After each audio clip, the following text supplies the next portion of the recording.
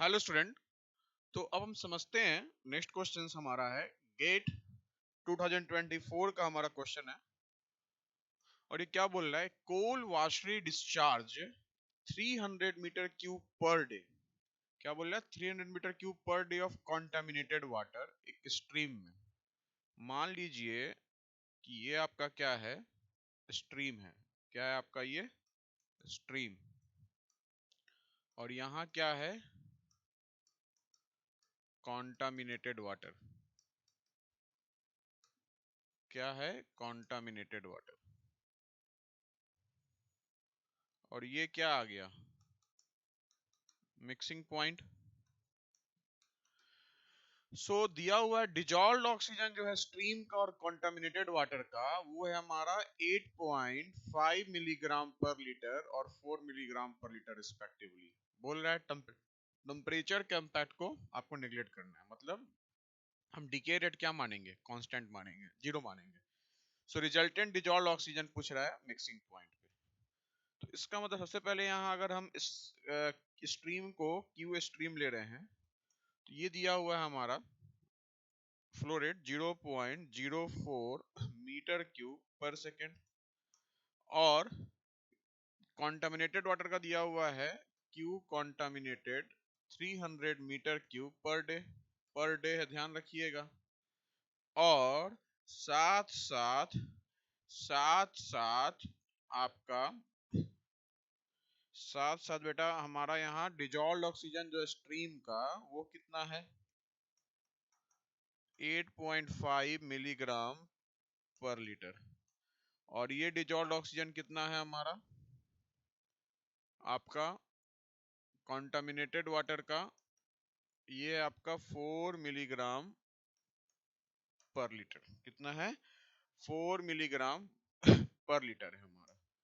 तो यहाँ हम क्या करेंगे, डाइल्यूशन और डिस्पर्सन टेक्निक करेंगे हम लोग। आपको पता है कि आपको जो सी मिक्स पूछ रहा है, डिजॉल्व्ड ऑक्सीजन मिक्स पूछ रहा है, तो ये मिलीग्राम पर लीटर में है। तो यहाँ कंजर्वेशन ऑफ मास कर दिए, ठीक है ना, is equal to Q S T into dissolved oxygen S T plus Q of contaminated water into dissolved oxygen of contaminated water upon Q of St plus Q of contaminated water. So अगर मैं बात करता हूँ QST, तो 0.04 metre cube per second into 8.5 milligram per litre, ठीक है, milligram per litre, और plus Q concentrated हमारा 300 मीटर क्यूब पर डे है, तो एक डे में 86,400 second into dissolved oxygen 4 milligram per litre upon 0.04 metre cube per second plus 300 metre cube per day है, तो 300 अपॉन 86,400। ठीक है, ये आ गया आपका, क्या आ गया, ये आ गया आपका। अब इसको आप सॉल्व कीजिएगा, इसको सॉल्व कीजिएगा, तो ये आपका आता है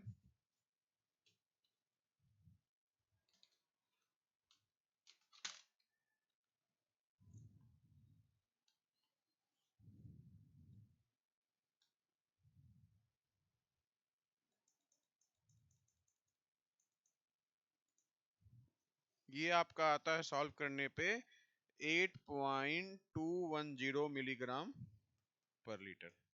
कितना आता है बेटा, 8.210 मिलीग्राम पर लीटर। तो बहुत इजी क्वेश्चन था हमारा। कैलकुलेशंस का क्या करना था आपको यहाँ ध्यान रखना था। Next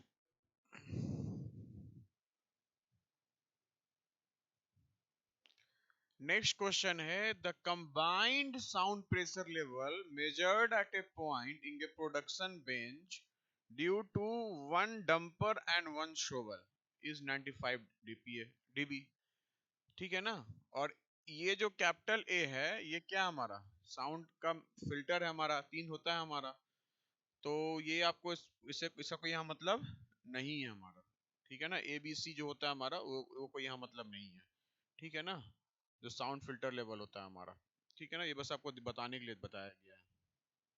sound pressure level of the shovel alone जो है हमारा वो है 90 डेसिबल, ठीक है ना। तो sound pressure level of the dumper कुछ नहीं, आप पीआरएमएस से भी कर सकते हैं या डायरेक्ट लगा सकते हैं 10 to the power ln upon 10 is equal to 10 to the power ln 1 upon 10 plus 10 to the power ln 2 upon 10।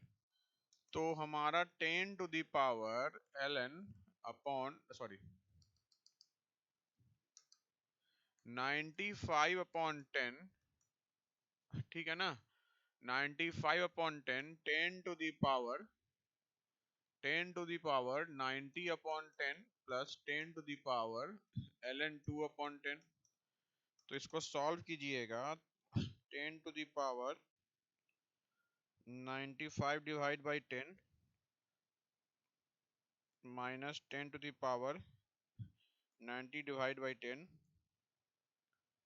तो 10 to the power ln 2 divide by 10 that's equal to 21622776660, ठीक है। तो ln 2 जो आया हमारा वो आ गया क्या हमारा 10 इंटू लॉग 10 21622776660। तो मैं इसको करता हूँ इंटू 10, ये ln 2 आ गया हमारा 93.349 डेसिबल। हर समय 3 डेसिमल के बाद 3 डिजिट तक लिया कीजिए। ये कितना आ गया हमारा 93.349 डेसिबल। तो इसका बहुत एप्लीकेशन है हमारा, और आप इसको ऐसे भी कर सकते थे कि मुझे पता है कि पी आर एम एस जो होता है कंबाइंड का वो P R M S 1 square plus P R M S 2 square होता है हमारा। हमने क्या किया कि 20 log LP is equal to 20 log 10 PRMS upon 20 mu pascal ले लिया। क्लियर है, इससे निकाल लिया PRMS 1 is equal to 10 to the power LP upon 20 into 20 pascal. ऐसे PRMS 1 PRMS निकाल लेंगे कंबाइंड का, और इससे क्या निकाल लेंगे PRMS 2 निकाल लेंगे। PRMS 1 का यहाँ वैल्यू पुट कर दिए, PRMS जो आएगा कंबाइंड का उसको सेम तरीके से करके यहाँ पुट कर दिए, और इससे भी कर सकते हैं। इससे थोड़ा इट विल टेक टाइम, ये टाइम टेकिंग है, और इसी से हमारा ये आया है, ठीक है ना। नेक्स्ट क्या बोल रहा है हमारा पॉल्यूटेड एयर। क्या बोल रहा है क्वेश्चन हमारा, पॉल्यूटेड एयर विथ ए, क्या बोल रहा है, polluted with air with A particulate matter, polluted air with A particulate matter width of diameter दिया हुआ है 50 माइक्रोन। डायमीटर कितना दिया हुआ है हमारा 50 माइक्रोन दिया हुआ है हमारा, क्लियर है ना। सो डायमीटर दिया हुआ है 50 micron, enter with a horizontal velocity of 1 metre per second, ठीक है ना, at a height of 0.5 metre from the bottom of a dry settling chamber. Settling point से दिया हुआ हाइट 0.5 मीटर जहां से इंटर करता है हॉरिजॉन्टल डायरेक्शन में। डेंसिटी ऑफ पार्टिकल दिया हुआ है, डायनामिक विस्कोसिटी ऑफ एयर दिया हुआ है, और बोल रहा है कि स्ट्रीम लाइनिंग फ्लो है, और डेंसिटी ऑफ एयर को नेग्लेक्ट कर देना है। Density of air is negligible as compared to particles and uniform horizontal velocity दिया हुआ है गैस का। तो पूछ रहा है minimum length in metre of the chamber required for settling of the particle at its bottom.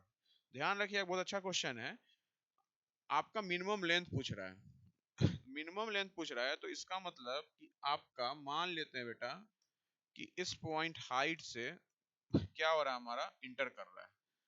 तो इधर हमारा क्या होगा वेलोसिटी ऑफ हॉरिजॉन्टल फ्लो, इधर हो जाएगा हमारा वेलोसिटी ऑफ सेटलिंग वेलोसिटी या टर्मिनल वेलोसिटी या स्टोक्स वेलोसिटी, और आपका ये हो गया L। हमें निकालना है बेटा L निकालना है, क्या निकालना है हमें L निकालना है। तो ध्यान रखिएगा, हम देखेंगे क्या कि H upon V H is equal to H upon V T या टर्मिनल वेलोसिटी या settling velocity is equal to L upon V H.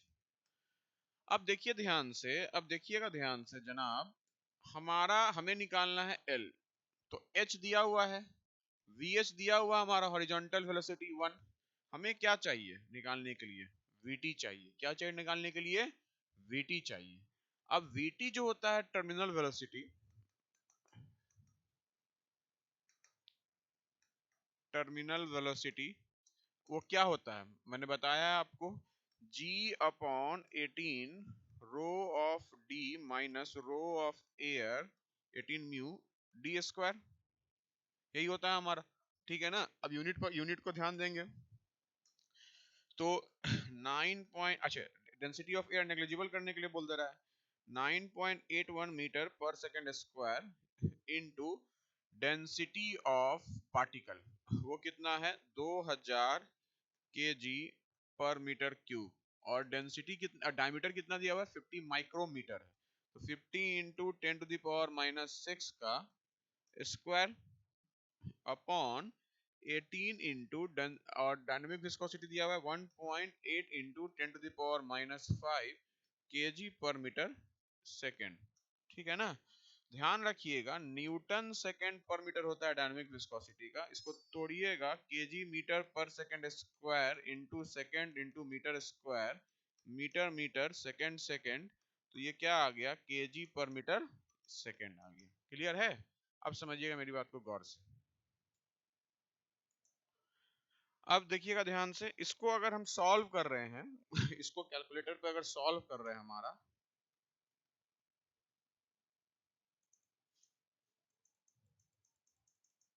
तो ये आ रहा है हमारा 0.1512 मीटर पर सेकेंड।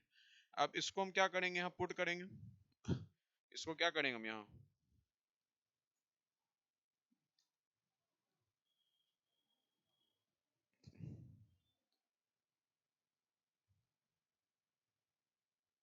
इसको क्या करेंगे हम यहाँ बेटा, पुट करेंगे। एच कितना दिया हुआ आपका, एच दिया हुआ है हमारा 0.5 मीटर फ्रॉम द बॉटम। ठीक है, वेरी गुड। और आपका वीटी दिया हुआ है कितना है, VT 0.1512, 0.1512 metre metre per second, और एल और वीएस दिया हुआ है हमारा कितना 1 मीटर पर सेकेंड। तो एल की जो वैल्यू आएगी 0.5 divide by 0.15,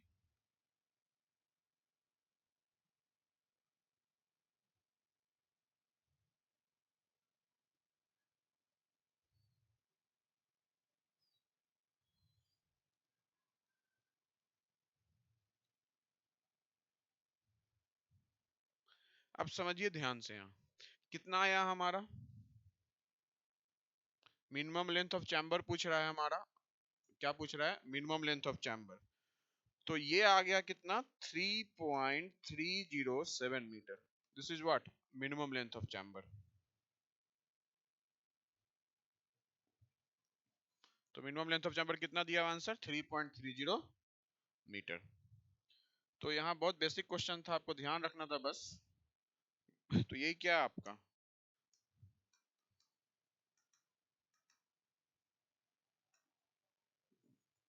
minimum length of chamber. ठीक है।